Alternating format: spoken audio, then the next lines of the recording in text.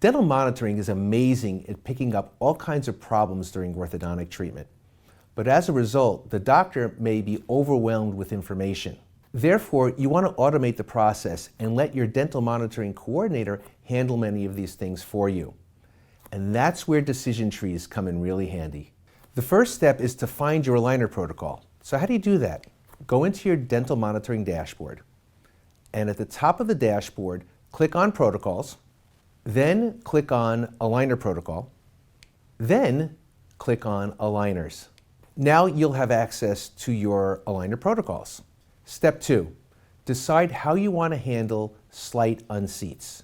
You can either ignore slight unseats and go, or you can not ignore slight unseats and have a no-go.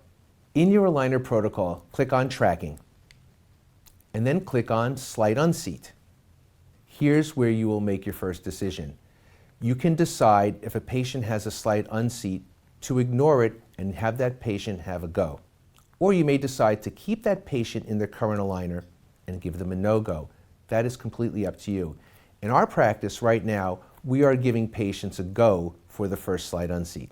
Step 3 is to decide what you want your dental monitoring coordinator to do for slight unseats and slight unseats still present. Do you want your dental monitoring coordinator to alert you, to not alert you, maybe place a note in the patient's chart? All of that's up to you.